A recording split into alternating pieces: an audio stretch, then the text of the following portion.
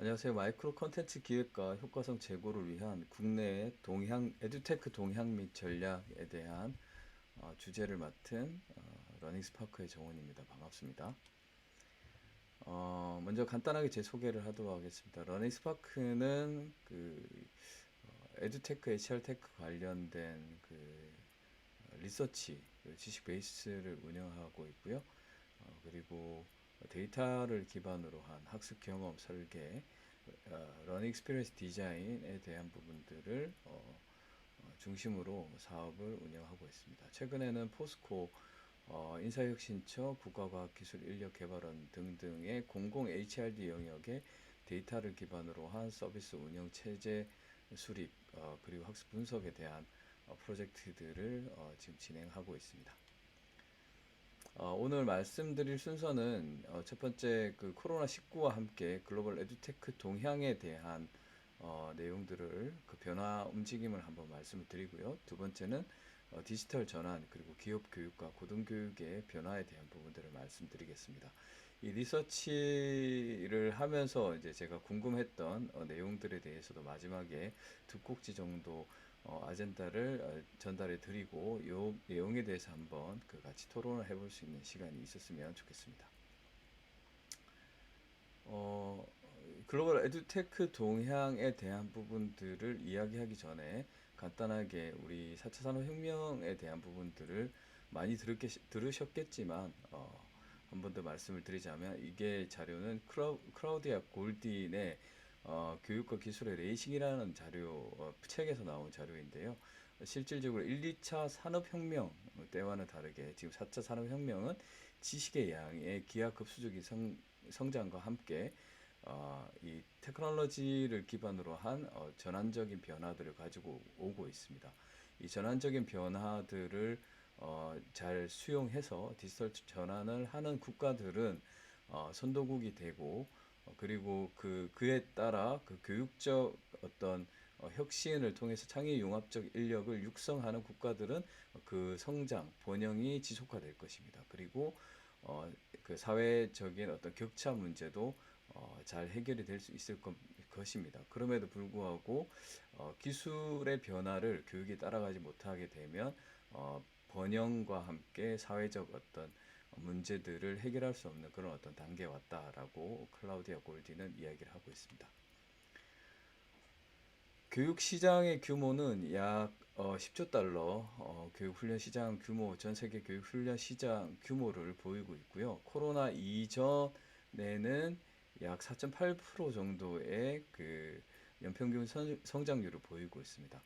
코로나와 함께 포스트 코로나 이후에는 어떻게 될 것이냐에 대한 부분들을 홀론 IQ라는 글로벌 에듀테크 마켓 인텔리전스 서비스에서 제시하기로는 약 3.6% 정도로 감소할 것이다 라고 이야기를 하고 있습니다. 그 원인으로는 일단 디지털 전환이 가속화됨에 따라서 이제는 전통적인 학위 과정보다는 역량을 기반으로 한 대체 학위들이 증가를 하고 있고 디지털 전환이 조직에서 확산됨에 따라 그 조직이 투명화, 효율화되고 이에 따른 어떤 관리비라든지 이런 부분들이 감소된다. 그래서 약 3.6% 정도로 연평균 성장률이 떨어질 것이다라고 이제 추정을 하고 있고요. 반면에 에듀테크 시장은 예측하신 대로 2018년 대비 디지털 교육 중에서 디지털에 지출하는 비용이 약 3.1%였다면 2025년에는 5.5% 정도로 상승을 할 것이다라고 추측하고 있습니다. 뭐, 네, 뭐 다들 이 부분은 뭐 반론의 여지가 없겠죠. 네.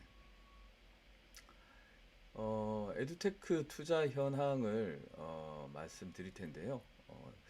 에듀테크 4차 산업혁명을 선도하는 미국, 영국 등등을 중심으로는 지속적으로 약 2010년 이후부터 지속적인 에듀테크의 투자들이 지속화되어 왔습니다.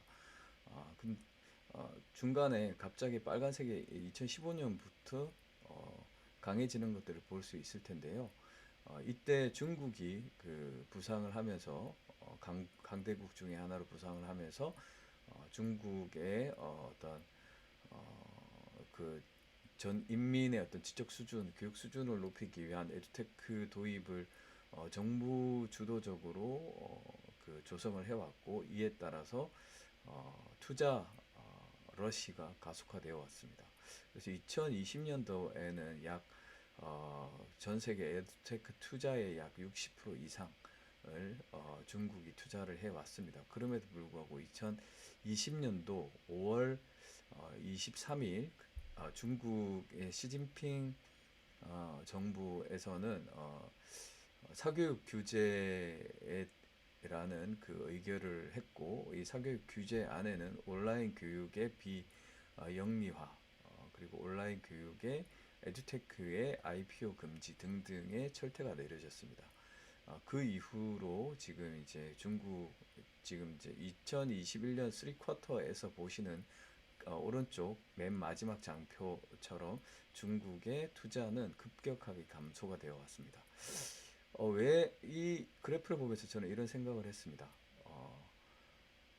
이 중국이라는 이 강대국이 큰 어떤 국가가 아직 그 민주주의라든지 교육적인 성장이 이렇게 그래서 교육적이고 사회적 성장이 높지 않은 상태에서 이렇게 인공지능 기술이라든지 이런 것들을 접목을 하다 보니 그 주로 성장 투자가 일어난 데는 그 입시에 대한 부분, 영어 수학에 대한 부분, 이런 부분들 K-12 중에서는 온라인 튜터링, 과외라고 하죠. 그런 어떤 온라인 튜터링을 중심으로 이렇게 서비스가 되어 왔고, 실질적으로 에듀테크가 그 교육의 혁신의 역할을 했냐 그러면 이 온라인 튜터링을 중심으로 어떤 그 학력 격차들이 더 심화가 되는 이런 어떤 부정적 영향들을 가져왔습니다. 그렇기 때문에 중국에서는 이그 온라인 에듀테크, 온라인 교육 교과 과목을 중심으로 한 에듀테크는 규제 대상이 되었다라고 보시면 될 것 같습니다. 그래서 교육은 실질적으로 기술만으로 뭔가를 혁신을 이루어낸다기보다는 교육의 전반적인 수준, 그리고 사회적 수준과 기술이 합해져야지 올바른 어떤 방식의 교육 혁신을 이뤄낼 수 있지 않을까, 그렇게 생각이 되고요. 영미권을 보면 그 21년도 3Q에서 영미권을 보면 실제 2020년, 2019년도에 비해서 영미권의 투자들이 훨씬 많이 높아졌습니다. 올해는 미국에서 그 코세라, 그 다음에 그 듀오링고, 그다음 책, 또 뭐 있죠? 에덱스도 지금 유튜브에 인수가 되고 있고 등등, 이런 어떤 OPM 중심의 온라인 프로그램 매니지먼트, 이런 OPM 사업자 중심으로 IPO에 성공을 하고 있는 상태이고, 그리고 유럽 쪽에서도 실제 유니콘 기업들이 계속적으로 만들어지고 있는 상태입니다. 여기서 시사점은 저희도 지금 과거에 중국처럼 입시 중심의 이런 어떤 메가스터디라든지 이투스 서비스들이 발전이 되어 왔고, 지금도 이제 에듀테크들이 교육의 혁신을 위해서 접목을 하고 있지, 열심히 도전하고 있지만 아직 교육적 수준이 뭐 얼마만큼 그 높지 않아서 그런지, 아니면 아직 정부가 개방화된 어떤 서비스를 주도하지 못해서 그런지 모르겠지만, 여전히 영미권처럼 좀 다양한 방식의 그 에듀테크 서비스들이 아직 나오지 못하고 있다라는 부분들이 좀 아쉬운 부분들이고요. 그럼에도 불구하고 올해 중기부에서 그 비대면 에듀테크 기업 창업 지원 현황을 봤을 때는 약 그 1200개 정도의 창업자들이 지원을 했고, 그 중에 이제 64개 정도가 뽑혔는데, 지금 이 뽑힌 그 에듀테크 기업들은 예술이라든지 예술, 미술, 음악, 체육 등등의 과거와는 다른 방식의 어떤 다양함을 보여주고 있어서 한편으로는 아쉬운 지점, 한편으로는 기대가 되는 그런 어떤 마음들을 가지고 있습니다. 앞서 앞에서 말씀드린 대로 그 파란색, 그리고 노란색 쪽에서 이렇게 투자가 많이 일어나고 있다라고 했죠. 미국과 유럽 쪽에서 투자가 많이 일어났다라고 말씀을 드릴 수 있는데, 이 투자 라운드의 주된 영역들은 K-12 영역들이 아니라 HRD 영역, 워크 소프트, 워크포스 앤 스킬스라는 영역, 그 역량과 그 HRD 쪽 관련된 곳에 투자가 많이 일어났다라고 홀론 IQ에서는 이 데이터를 제시하고 있습니다.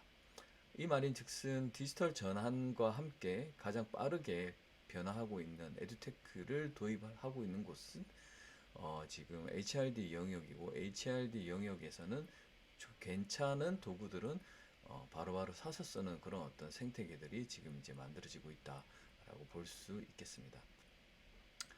그러면 HRM은 어떤 영역의 테크를 도입을 하고 있는가에 대한 부분들을 보여주는 장표인데요. 한마디로 이야기하면 전 영역에서 지금 그 테크놀로지가 도입이 되고 있다라고 보시면 될 것 같습니다. 지금 이제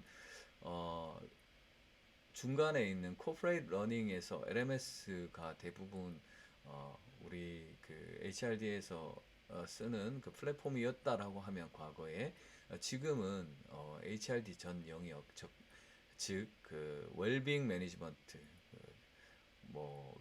웰빙 매니지먼트, 그 다음에 인게이지먼트, 참여도, 그 다음에 조직 문화, 이런데 이런 영역, 그리고 슬랙이라든지 이런 것도 이제 도입이 많이 되고 있고요. 과거에는 데이터로 측정이 불가능했던 영역까지 우리가 측정을 하고 있고, 테크놀로지가 접목이 되고 있다라고 보시면 되겠습니다. 이 장표는 그 HR 테크놀로지 쪽의 구루라고 그 인정을 받고 있는 조시 벌신이라는 분이 리포트로 만들어낸 자료인데요. 그 자료 안에 보면 이 각각 영역별로 이머징 컴퍼니, 스타트업들의 목록들이 나와 있고, 그들이 어떤 의미가 있는가에 대한 것들까지 상세하게 분석이 되어 있습니다. 그래서 관심 있는 분들은 조실 벌신의 조시 아카데미라는 서비스들을 쭉 한번 보시면서 살펴보시면 더 재미있는 경험이 될 수 있을 거라고 판단이 됩니다. 이 역시도 조시 벌신이 그 제시하고 있는 차트 중에 하나인데요. 지금의 미국 HRD 시장은 어느 지점에 있는가에 대한 부분들을 발표한 장표입니다. 지금 2021년인데 지금은 Capability Academy라고 하는 영역에 지금 우리는 그쪽으로 가고 있는 영역이다라고 하고 있는데, 엊그제 술자리에서 우리 홍정민 소장님이랑 Capability Academy라는 것이 도대체 뭘까라는 것들을 좀 논의를 하면서 이게 그 러닝 저니하고 그 Capability Academy라는 것과 어떻게 다른가에 대한 부분들을 좀 치열하게 말씀 한번 나눈 적이 있습니다. 제 생각에는 러닝 저니는 어떤 작고 작은 단위의 학습 경로를 제시를 해주는 거라 그러면, 아예 캐퍼빌리티 아카데미는 영업이라든지 리더십이라든지 하나의 어떤, 예전에는 엑스퍼트들이 이렇게 코스웨어를 구성을 했다라고 하면, 지금은 이런 어떤 그 컬렉티브 인텔리전스하고 같이 많이 사용한 어떤 데이터를 기반으로 한 이런 아카데미, 그 러닝 저니의 어떤 큰 것들을 만든 게 아닌가 하는 생각이 들었습니다. 그래서 어쨌든 간에 지금 이제 보시다시피 이 현재 미국에서의 그 HR 테크 현황은 어디냐라고 했을 때, 이미 상시학습, 우리가 지금 이번 강의 주제는 뭐였죠? 마이크로 러닝이죠. 마이크로 러닝은 이미 오래전부터 2005년, 2010년도부터 마이크로 러닝이 이미 회자가 2018년이군요. 회자가 되어 왔었고, ATD에서 그 회장이 먼저 이야기를 하면서 회자가 많이 되어 왔었는데 어쨌든 뭐 그런 상황이다. 근데 지금 이제 우리나라의 HRD 현황은 어떠한가라고 봤을 때 아직 그 이러닝과 그 다음에 오프라인 교육센터들이 이렇게 구분되어서 운영이 되고 있고 데이터 기반의 운영이라기보다는 각각의 전통적인 방식의 운영이 되고 있더라라는 것들이 우리가 거부할 수 없는 현실입니다. 그럼에도 불구하고 사실은 뒤에서 이제 사례를 보여드릴 수 있겠지만 기업들은 빠르게 그 뭐 SK의 마이썬이라든지 그다음에 포스코 뭐 등등등 사례들을 보면 대기업을 중심으로 많이 지금 2010년, 2018년 단계까지 점프하고 있더라라는 것들을 이후에 한번 보여드릴 예정입니다. 자, 아까 앞에서 그러면 지금 보여드린 게 우리는 지금 그 미국은 그러면 running in the flow of work 단계에서 capability academy라는 단계로 이렇게 넘어갔다라고 말씀을 드렸었잖아요. 이제 그런 부분들을 조금 더 사례를 중심으로 한번 살펴보도록 하겠습니다. 우리가 그 IBM이 그 컨설팅이랑 그 인공지능 쪽 그리고 스마트 시티 등등으로 이렇게 방향 전환을 하면서 되게 디지털 트랜스포메이션을 많이 했습니다. 본인들이 가지고 있는 어떤 테크놀로지 베이스, 뭐 IBM 왓슨이라든지 뭐 이런 어떤 테크놀로지 기반으로 영업을 하고 있고 이걸 기반으로 디지털 트랜스포메이션을 잘 하고 있었죠. 그 중에서 HRD 영역들에서 어떻게 IBM이 테크놀로지를 접목을 해서 디지털 트랜스포메이션을 시키고 있는가에 대한 부분, HR의 테크를 어떻게 접목을 하고 있는가를 한번 살펴보도록 하겠습니다. 가장 핵심 메시지는 IBM HRD는 디지털 전환으로 실질적으로 단순 작업들을 하던 HR더들이 인플로이 익스피리언스에 집중하고 있다라는 것들이 앞으로 보여드릴 한 네 가지 정도 영역에서 제가 전달해 드리고 싶은 메시지입니다.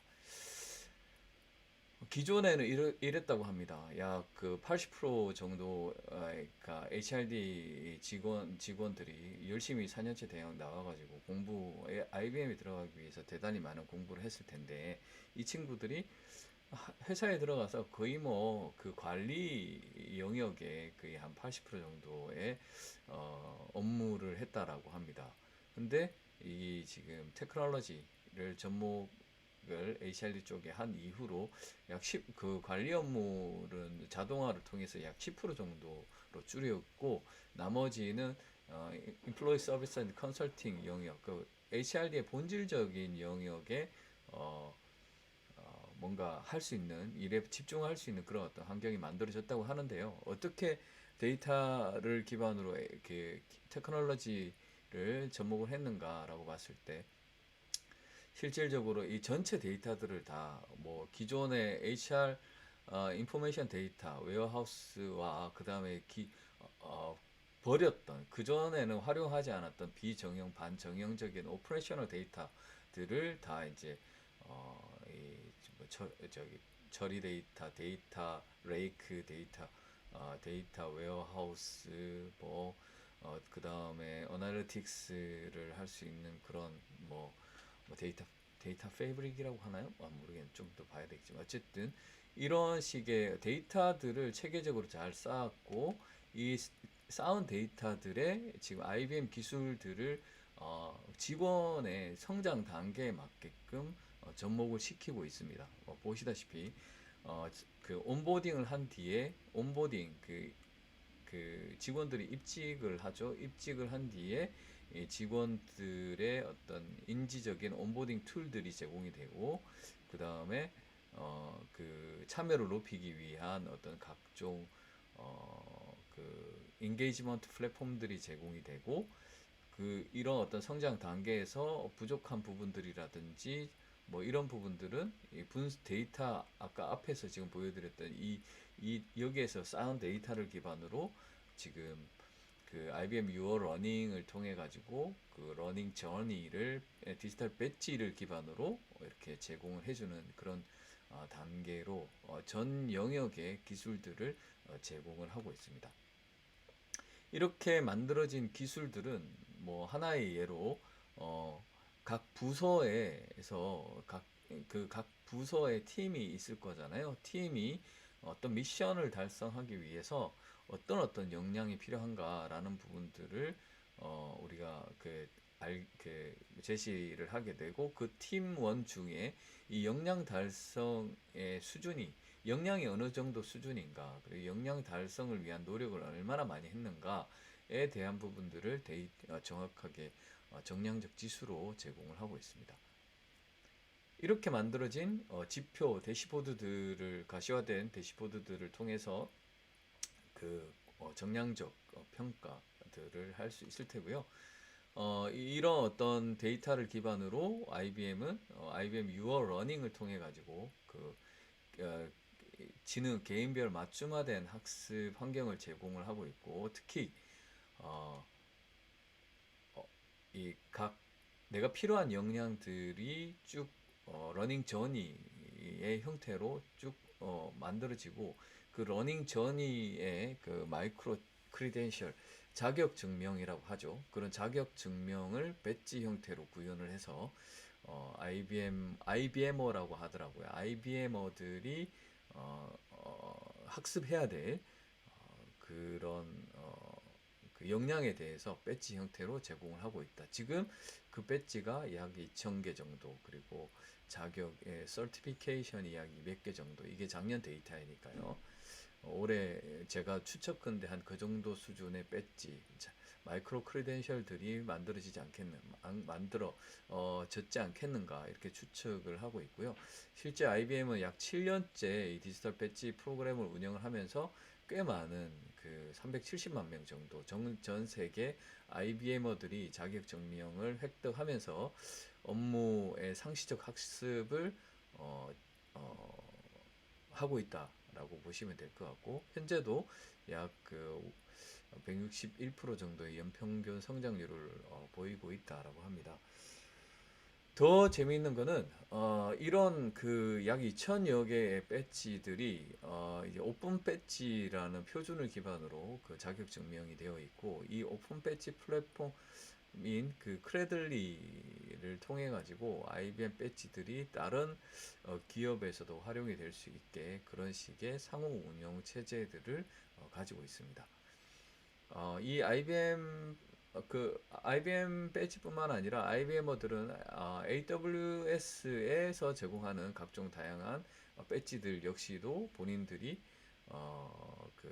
어떤 역량을 증빙하는 데 활용할 수 있고 이 IBM 디지털 배지는 링크드인 각자의 이력 포트폴리오에 내가 증명된 배지들이 뭐뭐뭐다라는 것들을 붙일 수 있는 과거 같으면 제가 하버드를 나왔고 제가 스탠퍼드를 나왔고 이런 어떤 학력 위주로 포트폴리오 각자의 CV 이력서에 이렇게 기재를 했다라고 하면 지금은 이것처럼 디지털 배지를 위주로 내가 할 수 있는 역량들을 제시하고 이것들을 통해서 이직들을 하는 그런 방식으로 지금 많이 바뀌었다라고 보시면 되고요. 이제 이렇게 어디 갔죠? 바뀌었다라고 보시면 되고 구글 역시 마찬가지입니다. 구글 역시도 구글 커리어 서티피케이트라는 어떤 그 마이크로 크레덴셜 자격 증빙하고 비슷한데 이런 어떤 프로그램을 작년에 시작을 해서 올해 런칭을 했는데요. 구글 클리어 서티피케이시라는 6개월짜리 프로그램을 이수를 하면 구글과 구글 파트너 130개 현재 더 많은 것 같아요. 제가 사이트를 보니까 많은 파트너의 그 취업을 보장하겠다라는 이야기를 했고요. 더 재밌는 거는 어, 학위 상관없다, 학부 상관없다.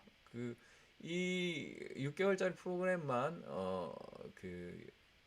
이수를 하면 학부에서 졸업한 그 분의 그 월급 급여 수준을 보장하겠다라고 이야기를 하고 있습니다. 이 말인즉슨 물론 더 많은 디지털 전환 시대에 더 많은 실직자들 많은 실직자들의 어떤 채용 보장 기회를 높이겠다라는 어떤 그런 그 어떤 허들을 낮추는 그런 의미도 있지만 이제는 대학에서 뭔가 그 아카데미아에서 배우는 이런 학문들 외에도 다른 어떤 대체적인 학문 학위들이 많이 생기고 있다라는 것들을 우리가 알 수 있고요. 마이크로소프트뿐만 아니라 구글뿐만 아니라 마이크로소프트도 지금 교육에 집중하고 있죠. 이번에 코로나 이후로 거의 미국의 80%는 초중등 쪽에 80%는 구글에 거의 뭐 그 종속이 돼 있다시피 한 우리나라도 마찬가지입니다. 우리나라도 아직 드러나 있지 않지만 되게 많은 공식적으로 드러내지는 않지만 되게 많은 그 초중등 교사들이 구글 플랫폼에 종속이 되어 있는 상황이고 마이크로소프트는 그 HRD 쪽이나 그 하이어 에듀케이션 쪽에 많은 강점을 가지고 있더라고요. 그러면서 이번에 왜 그 마이크로소프트가 슬랙을 인수하지 않고 걔네들이 스카이프를 중심으로 한 팀즈를 만들었잖아요. 그 윈도우 11을 업데이트를 해 보시면 팀즈가 선탑재가 되어 있습니다. 그러니까 윈도우를 기반으로 그냥 예전에는 그냥 운영 체제만 제시를 했다라고 하면 팀즈를 제공함으로써 윈도우가 커뮤니케이션의 기반, 협업의 기반 플랫폼으로 뭔가 재거듭나는 계기가 된 게 윈도우 11이라는 OS였던 것 같고요. 그 팀즈 안에 그 교육 컨텐츠들이랑 그 다음에 교육 관련된 비정형 학습들 그 다음에 뭐 이런 내용들을 뭐 비바 커넥션 비바 이거는 이제 연결성이겠죠. 비바 인사이트 이 학습자 대시보드 뭐 이런 거일 테고 러닝 토픽 이런 어떤 네 가지 주제로 해서 마이크로소프트 팀즈 기반의 비바라는 HRD 익스피리언스 인플로이 익스피리언스 플랫폼을 제공을 하고 있습니다. 여기에서는 지금 그림에서 보시다시피 코세라나 스킬소프트 그 다음에 링크드인, 플로럴사이트 등 유다시티 등등등 대단히 많은 그 미국의 HRD 시장을 장악하고 있는 컨텐츠 플랫폼 사업자들이 마이크로소프트에 하고 손을 잡고 같이 시장을 공략하고 있다라고 보시면 될 것 같고요. 어, 뭐 여기서 임플리케이션은 아까 구글에서도 말씀드렸다시피 이 학습이 아카데미아 대학에서만 일어나는 게 아니라 이 테크 자이언트들을 중심으로 어디서든지 일어날 수 있고 어디서든지 어, 그, 그 직원들의 경험, 인플로이 익스피리언스를 중심으로 한 상시학습 체제를 운영하고 있다라는 것들을 보실 수 있습니다. 대학들은 긴장해야 되겠죠. 네. 어, 공부도 교육공학과 앞에서 저 이런 이야기를 해서 되게 좀 그러네요. 그럼에도 불구하고 계속 해 나가겠습니다. 어, 네 번째 사례로는 그 아까 뭐 모두에서도 이제 말씀드렸지만 우리나라는 도대체 현황이 어떠느냐라고 이제 말씀을 드리면 실제 우리나라도 그 HRD 그 뭐 LG부터 해서 SK 마이써니 등등은 이미 이제 그 각 전사 역량 개발을 위한 플랫폼들을 많이 만들고 있고요. 그 역량 플랫폼들은 익히 조시 벌신이 이야기했던 마이크로 러닝 in the flow of work, 상시 학습 체제, 뭐 소셜 러닝 등등의 개념들이 충분히 잘 들어가 있는 그런 어떤 시스템들을 그 대기업을 위주로 만들고 있고 대기업들은 뭐 또 이런 사례들도 있습니다. 뭐 미네르바의 그 대학원 의사 과정들도 실질적으로 그 각 대기업의 임원들에게 제공을 해주기도 하고 그리고 코세라나 edX의 해외 무크 서비스들도 유료로 구매를 해서 활용하기도 합니다. 뿐만 아니라 그 공공 HRD 영역인 국가 인재교육 플랫폼 역시도 지금 보시는 화면처럼 그 필수 교육 외에 그 상시 학습에 대한 내용들을 그 편하게 학습할 수 있도록 소셜 러닝 그리고 마이크로 러닝 기반으로 한 플랫폼을 개선하고 있고요. 그리고 여기에서 떨어지는 비정형 학습 데이터, 학습 이력, 액티비티 스트림 역시도 다 분석을 통해 가지고 개인별 지능형 학습을 할 수 있도록 러닝 레코드 스토어에 담는 방식의 아키텍처들을 진행하고 있습니다. 그래서 결국에는 이런 플랫폼을 통해서 이 공공 HRD 영역의 학습 조직 문화와 직원들의 행동 변화를 관찰을 하고 마이크로 뭐 좀 데이터를 기반으로 한 어떤 인재 육성 전략들을 수립을 하고 있는 그런 어떤 형태로 변화가 되고 있습니다. 고등교육 주요 동향에 대해서 말씀드리도록 하겠습니다. 앞서 저 기업 교육 쪽에서의 임플리케이션들은 학위를 가지지 않아도 기업에서 진입하는 것들이 이제는 점점 이렇게 낮아지고 있다라는 것들이고 기업 자체적으로 그런 어떤 인재 육성을 위한 프로그램들이 너무 잘 만들어져 있다. 너무 잘 만들어져 있고 이걸 지속적으로 개발을 하고 있다라는 것들이죠. 그런 부분들이 고등교육의 어떤 위기가 될 수도 있고 기회가 될 수도 있습니다. 그래서 고등교육은 이러한 상황에서 어떻게 변화 발전하고 있는가에 대한 부분들을 한번 살펴보도록 하겠습니다. 이 자료는 홀론 IQ에서 엊그제 3Q 디브리핑 시간에 한번 언급된 고등교육 주요 동향 네 가지 꼭지를 이야기한 건데요. 첫 번째는 뉴 크리덴셜, 새로운 어떤 학위 체제가 구조가 만들어져 있다라는 것. 두 번째는 파트너십이 강화되고 있다.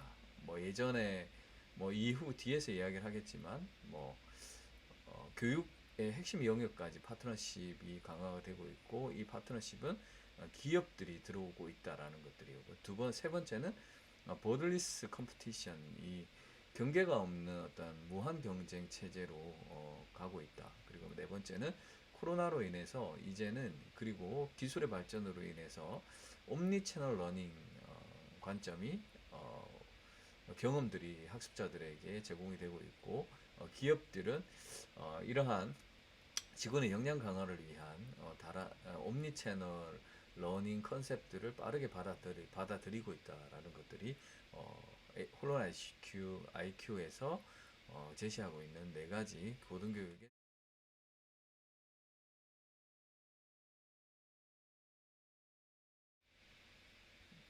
네.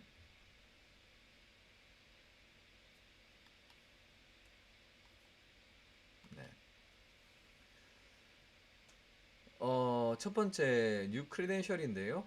뉴 크리덴셜 그 새로운 어떤 자격 대체학위 프로그램이 확산이 되고 있는데 그 대체학위 프로그램은 어떤 유형이 있는가를 살펴봤습니다. 첫 번째는 정규 교육 과정을 대체하는 형태의 대체학위가 될 수 있을 거고요. 두 번째는 이 대체학위를 들으면 정규 교육 과정으로 치환해 줄게라는 방식이 조금 더 공격적이죠. 세 번째는 아예 아까 보여드렸던 그 구글 커리어 서티피케이시라든지 그 다음에 토니 블레어 아들이 한 멀티버스라든지 이런 어떤 서비스들은 아예 기존의 그 대학 학위를 뭐 하고 상관없이 대체하는 어떤 수단으로 이런 대체 학위들이 만들어지고 있다라는 것들을 알 수가 있고요.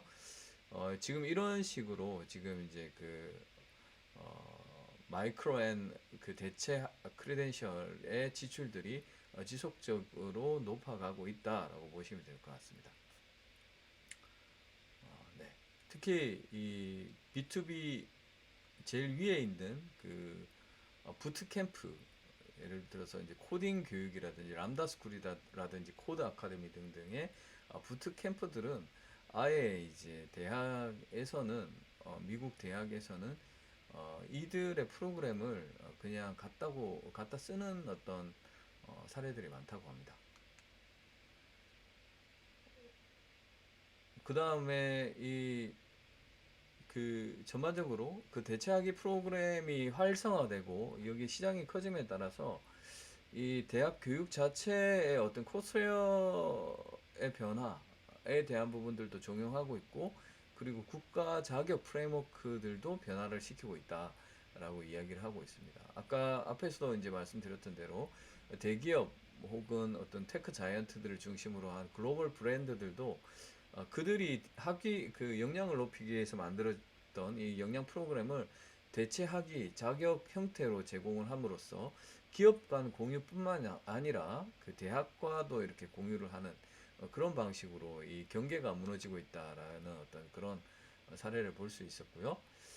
이 마이크로 이 대학 교육, 직업 교육이 약 그 2025년도까지 0.7% 성장하는 데 비해 가지고 지금 이제 그래프에서 보시겠지만 이 온라인 디그리나 마이크로 크레덴셜은 약 17% 정도 수준으로 아주 급성장하고 있고, 글로벌 OPM 마켓 시장은 현재 약 19% 정도가 성장이 되고 있더라라는 것들인데요. 이 앞에서 보여드렸던 이게 보자.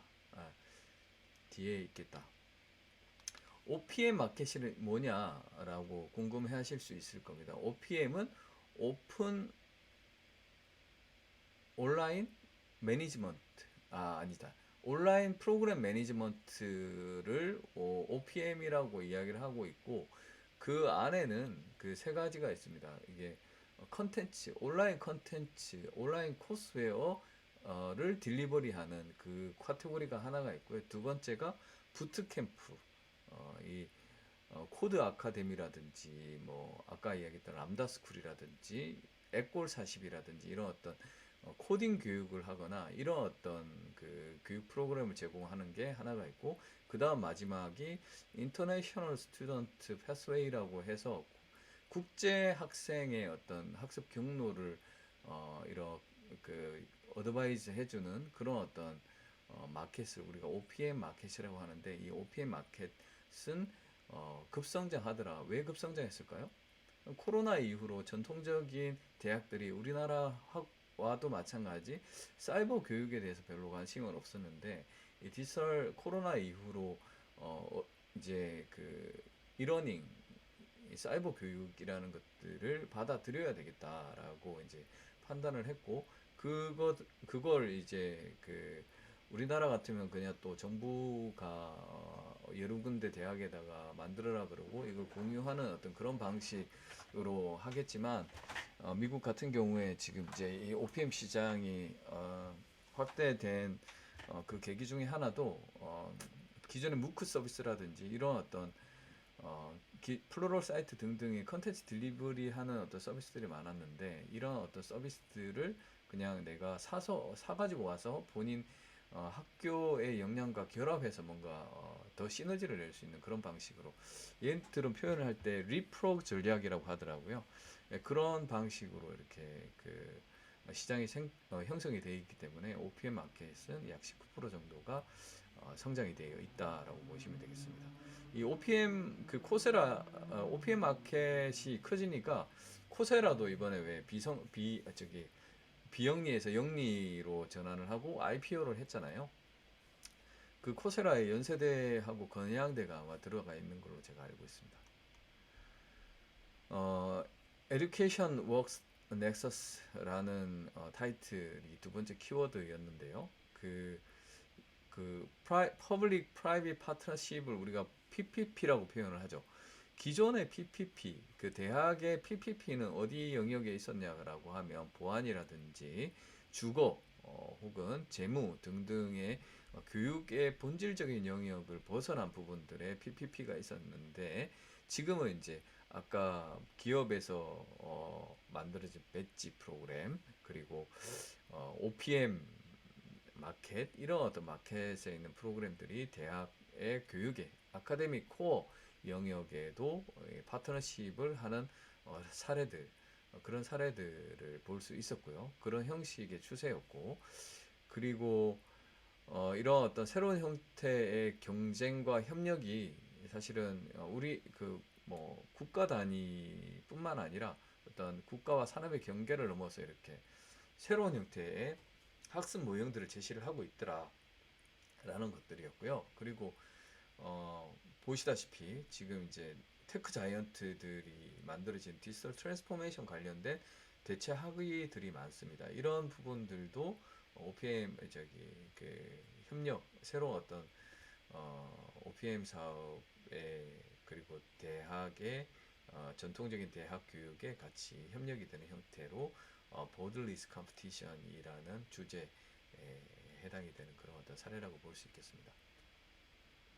옴니 채널 러닝은 대부분 다 아시겠죠. 예전에 우리가 이제 블렌디드 러닝, 그 다음에 하이브리드 러닝이라고 표현을 했었는데, 이제는 어, 뭐였죠? 이제는 메타버스를 활용할 수도 있고, 그 다음에 메타버스 안에 포함이 되긴 하겠지만, 실험, 실습, 해부학 같은 것들은 VR이나 홀로렌즈를 통해서 학습을 할 수도 있고, 메타버스를 통해서 이런 게더타운을 통해서 커뮤니케이션을 할 수도 있고, 줌을 통해서 실시간 비대면 학습을 할 수도 있고 되게 다양해졌잖아요. 이런 식의 다양한 어떤 그 보다 하이브리드형이면서 플렉스블한 그런 학습 환경들이 만들어졌다라고 표현을 하고, 이 친구들은 이걸 옴니 채널 러닝이라고 표현하면서 하이플렉스 방식의 그 모델이 만들어졌다라고 하고 있습니다. 그래서 교석습 디자인을 할 때 실질적으로 우리가 1차, 1주차, 2주차, 3주차를 기획을 하는 데 있어서 종적으로 그 선행학습 온라인, 그 다음에 중간에 어, 그 교실에 모여서 학습을 하고, 그 다음에 실험은 어디에서 하고, 이런 식의 어떤 긴 어떤 그 강의 계획을 교수학습 디자인 했다라고 하면, 그럼 그 종적인 부분, 예를 들어서 오프라인에서 모여서 하는 학생이 있고, 메타버스에서 혹은 비대면 실시간에서 하는 학습이 있고, 이런 식의 횡적 종적인 다양함들이 많아짐에 따라서 학습자의 그 경험, 러너 익스피리언스를 고려한 교수학습 디자인들이 돼야 되는 게 아닌가라는 것들이, 이들이 지금 이제 이게 이제 아마 새로운 어떤 뉴 노멀이 될 수 있을 것이다라고 하는 거죠. 되게 어려워지죠. 네. 요거는 이렇게 옴니채널 러닝, 전통적인 대학들도 앞으로 이런 식의 하이플렉스, 그다음에 옴니채널 러닝 방식으로 이렇게 전환이 될 것이고, 점진적으로 그런 어떤 방식으로 확대 발전이 될 거다라는 이야기를 하면서 이 글로벌 OPM 시장 자체가 지속적으로 발전할 거다라는 것들을 보여주는 작표입니다. 보시다시피 OPM 사업자, 이거는 OPM 사업자들을 제시를 하는 건데요. 기존의 제너리스트, 그 컨텐츠 딜리버리를 하고 이런 그 부트캠프, 코딩 스쿨을 운영하는 서비스가 있었던 반면에, 이 기존 무크 사업자들이 이제 비영리에서 영리로 전환시켜 가지고 이게 OPM 사업자로도 전환을 하기도 하고, 발빠른 대학들은 대학 자체에서 만들어진 컨텐츠를 가지고 다시 OPM으로 플레이로 이제 이렇게 뛰어들기도 하고, 이런 방식으로 이 시장 자체가 또 빠르게 변화를 하고 있습니다. 자, 여기까지 대학이 어떻게 변화가 되어 왔는가, 대학이 이 동향에 대해서 한번 말씀을 드렸고요. 그러면은 사례로 그 하버드 대학은 어떻게 언번들링이 됐는가, 하버드 대학이 에듀테크라는 기술을 통해서 어떻게 레거시 시스템이 해체가 되었는가에 대해서 그 CB 인사이트에서 올해 5월에 그 발표를 한 자료가 있습니다. 그 자료를 한번 쭉 뜯어보도록 하겠습니다. 좀 더 정리해서 말씀드리자면, 먼저 말씀드리자면, 기존에 우리 아까도 말씀드렸던 그 캠퍼스 라이프라든지 이런 네트워킹 앤 잡 플레이스먼트 쪽이 PPP를 하는 언번들링을 했던 그런 어떤 대표적인 영역이었다라고 하면, 지금 하버드의 언번들링을 주도하고 있는 곳은 이 테크 앤 엔지니어링이라든지, 그 다음에 라이브러리 앤 러닝, 이런 학습의 아카데미 코어라고 이야기했던 학습 쪽에 언번들링도 빠르게 진행이 되고 있더라라는 것들을 말씀을 드릴 수 있습니다. 사례를 한번 드려볼게요. 어, 그 입학을 할 때 보통 이제 우리 Z 세대들은 왜 텍스팅이 더 편하잖아요. 뭐 저도 사실 텍스팅이 편해요. 텍스팅이 편한데 그 사람하고 텍스팅하는 것보다 기계하고 텍스팅을 하면 더 편하겠죠. 부담이 없을 거잖아요. 내가 뭐 농담을 해도 부담이 없을 거고 뭐 그럴 거라서 그런 어떤 것들을 반영해서 사실 하버드에서 입학을 할 때 이런 식의 어드밋 허브라든지 키라 탤런트 같은 것들을 통해 가지고 입학의 테크놀로지를 접목을 하고 있습니다. 어드밋 허브는 어, 저기 그 제가 오늘 한 번 더 저기 그 홈페이지를 들어가 봤더니 이 입학을 위한 어떤 그 지원을 해주는 대화형 챗봇 에서 더 이제 확대돼 가지고 브랜드를 메인스테이라는 브랜드로 변경을 하면서 학습자들이 지속적으로 인게이지먼트를 높일 수 있는 펄스 그 심박수를 이렇게 심박을 계속 뛰게 할 수 있는 인게이지먼트 플랫폼으로 이렇게 발전을 하고 있더라고요. 되게 영상도 홈페이지에 있었는데 꽤 재미난 영상이었던 걸로 기억을 합니다. 그래서 꼭 한번 들어가 보셨으면 좋겠고 키라 탤런트 같은 경우에도 실제 뭐 이런 입학 플랫폼인데 비디오하고 서면으로 인터뷰를 해서 그 평가를 해주는 그런 식의 어떤 그 프로세스를 자동화하고 프로세스를 온라인화함으로써 이런 그 비용이라든지 뭐 이런 것들을 절감시켜 줄 수 있는 그런 플랫폼들도 많습니다. 그리고 과거에 지금 이제 우리가 지금도 클래스 저기 줌을 많이 쓰고 있잖아요. 줌 외에도 지금 이제 그 줌이 교육적 맥락을 많이 담고 있지 못한다라고 하면 지금 이제 그 줌을 기반으로 하는 클래스 테크놀로지라는 서비스는 그 블랙보드 전 CEO가 같이 결합해서 줌을 기반으로 한 화상 비대면 실시간 시스템 플러스 LMS가 붙어져 있는 그런 식으로 협업 발전하고 있고요. 그리고 인게이지 같은 서비스, 음흠이라는 전문가 비디오 에디팅 서비스 이런 것들이 많이 발전하고 있습니다. 그래서 같은 경우에는 음흠 같은 경우에는 실제 빠르게 마이크로 컨텐츠를 만들어내는 것들이 중요한데 이것들이 그 CTL을 통해서 혹은 조교를 통해서 이렇게 에디팅하는 것들이 되게 어려우니까 이런 부분들을 정말 영상을 이렇게 찍고 클릭 몇 번 하면 되게 프로페셔널한 그런 어떤 영상이 나올 수 있도록 지원을 해주는 그 영상 어떤 에디팅 작업 툴들이고요. 그리고 그 비대면 감독 기능 이런 어떤 익사미티나 리오 같은 경우에도 많이 활용이 되고 있다라고 합니다. 그리고 테크 쪽에는 아까 이야기했던 뭐 우리 람다 스쿨이라든지 코드 아카데미, 제너럴 어셈블리 같은 서비스들이 이제는 그 대학의 코딩 교육 관련해 가지고 이런 제품들이 많이 활용이 되고 있다라고 이야기를 하고 있고 최근에 저희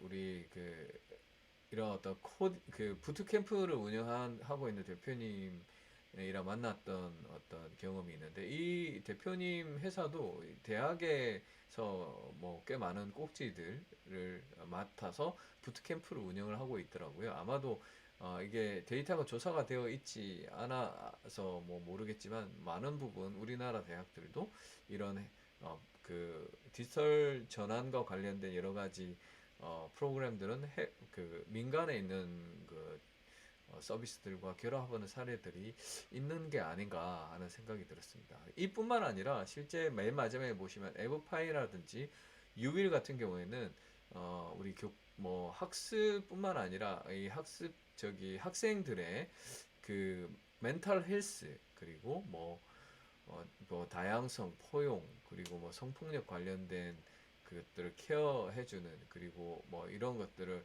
상담 심리해주는 그런 서비스들이 많이 지금 도입이 되고 있더라라는 것들이죠. 2015년도에는 하버드에서 듀오링고를 IELTS나 토익과 동일하게 듀오링고의 평가를 시스템 시험 그 수준에 따라 가지고 그 ESL 과정을 거치지 않아도 될 어떤 그런 IELTS, 토익, 토플과 같은 수준으로 인정을 해주는 그런 어떤 사례들이 만들어졌습니다. 이렇게 그 기존의 토익과 IELTS, 토플 시장에 이런 듀오링고 같은 아주 영민한 스타트업들이 지금 언번들링 하고 있다라고 하는 것들은 대단히 재미있는 사례라고 볼 수 있고요. 예. 그리고 그 VR 같은 경우에도 되게 많이 활용이 되고 있죠. 국내에도 지금 그 브랜치 오피스가 들어와 있는 그 젯스페이스 같은 경우에는 되게 그 고글을 아주 그냥 뭐 저기 간단한 고글을 쓰면 3D로 이렇게 뭐 해부부터 해서 뭐 이런 것들을 해볼 수 있는 그런 도구들도 많이 활용이 되고 있고요. 올솔 VR 같은 경우에는 여러 가지 유니티로 만들어진 3D 모델링들이 있고 그걸 기반으로 교사학습 디자인을 해볼 수 있는 그런 서비스들도 많이 만들어져 있습니다. 이런 것들은 한번 쭉 제가 아마 자료가 같이 나갈 텐데 이런 것들은 한번 쭉 보시면서 사이트들을 뒤져보시면 아주 재미난 경험이 될 수 있을 겁니다. 물론 제가 다 100%다 보지는 못했습니다. 자, 그리고 도서관 같은 경우에도 저도 쓰고 있는 아카데미 아이디어 같은 경우에 도서관 서비스, 전자 도서관 서비스들도 이미 어, 인공지능을 기반으로 한 민간 서비스들을 그냥 채용을 하고 있고요. 뭐 이런 상황입니다. 이렇게 하버드 대학에 제 정확한지는 모르겠지만 68개 정도의 에듀테크 서비스들이 하버드의 기존 레거시 시스템을 언번들링 하고 있더라라고 이야기하고 있습니다. 네. 건국대 우리 대학은 우리 어떻게 우리 에듀테크 도구들을 교수학습에 활용을 하고 있는지 궁금하네요. 자, 다른 사례를 하나 보여드리겠습니다. 그 아리조나 스테이트 유니버시티인데 이 아리조나 스테이트 유니버시티는 여러분이 구글링에 유튜브에서 한번 검색을 해보시면 그 ASU GSV 서밋이라고 해서 그 에듀테크 업계에서는 꽤 명망 있는 어떤 그런 컨퍼런스하고 익스비션을 운영을 하고 있는데 ASU에서는 약 그 150여 개의 에듀테크 도구들을 활용하고 있고 이 에듀테크 도구들이 이 액션 랩이라는 CTL의 어떤 가 유사한데 이게 특히 에듀테크를 검증하고 발굴하고 그 학습 효과를 증명하는 것들을 중심으로 한 그런 어떤 실험실 역할을 하고 있다고 합니다. 이 어떤 심층 연구 조직들이 수업에서의 그 효과성 증명을 해내는 어떤 그런 역할들을 하고 있다고 하고요. 그리고 그 150여 개 외에도 그 아리노 스테이트 유니버시티 플랫폼을 기반으로 뭔가 문제 해결을 할 수 있는 이런 엑셀러레이션 프로그램을 통해 가지고 테스트 베드를 에듀텍 스타트업에게 제공해 줄 테니 에듀텍 스타트업들은 여기에서 그 우리 학교에서 제시를 하고 있는 문제를 해결해 달라. 그 이 아이디어에 선정된 친구들은 그 시드머니 5천만 원 정도를 제공을 하고 이것들을 옆에 엑셀러레이터들이 붙어서 성장할 수 있게 도와줄게. 그리고 이렇게 만들어진 것들은 ASU, GSV 서밋을 통해 가지고 글로벌리하게 판매를 할 수 있도록 해줄게. 라는 방식으로 ASU는 이런 어떤 오픈 이노베이션을 추진하고 있습니다. 요거는 영국의 사례하고도 동일합니다. 영국 중부 같은 경우에도 이런 그 교과 과목 외에 학교를 혁신할 12가지의 아젠다를 도출을 하고 지스크와 그 다음에 이름이 뭐였죠? 엑셀러레이터가 하나 있었는데 비영리 그 조직들을 통해서 그 교육 분야의 문제를 해결할 수 있게끔 그런 프로그램을 운영하고 있습니다. 이스라엘도 마찬가지고 이런 방식의 오픈 이노베이션을 운영하고 있다라는 것들은 대단히 인플리케이션이 있어 보였습니다. 자, 근데 지금까지 말씀드렸던 것들은 너무 잘된 이야기들이죠. 너무 잘된 이야기들이고 그 몇 없는 어떤 사례입니다. 그게 전부는 아니죠. 전 세계 대학들은 우리 뭐 기업들과 마찬가지로 디지털 트랜스포메이션이 너무 어렵습니다. 사람이 쉽게 변하나요? 사람이 변하지 않죠. 그래서 디지털 전환을 시도했던 기업들 중에 70%는 실패로 끝난다고 합니다. 그럼에도 불구하고 이 마이크로소프트의 사례, 스티브 발모에서 사티아 나델라로 전환하면서 디지털 트랜스포메이션을 마이크로소프트가 성공적으로 만들어냈죠. 이런 식으로 성공적으로 만들어내는 기업들은 그 우수 기업들이 선도적인 어떤 기업들이 되듯이 어쨌든 디지털 트랜스포메이션은 거부할 수 없는 상황이다. 근데 왜 거부할 수 없는가에 대한 부분들을 그 홀로나이큐에서는 그 참여하고 있는 구독자들을 통해서 한번 조사를 해봤더니 총 6가지 이야기를 합니다. 노동시장의 변화, 그리고 대체학습 옵션이 너무 증가가 됐다. 코비드가 그 가속 속도를 빠르게 당겼다. 기술이라는 것들이 이제는 더 진보된 상호작용을 할 수 있도록 커뮤니케이션 할 수 있도록 효용을 하게 됐고 정보가 제한되지 않았다. 이로 인해 그 다음 다섯 번째가 이제 클라우드와 모바일의 접근성이 너무 가속화되어 있다.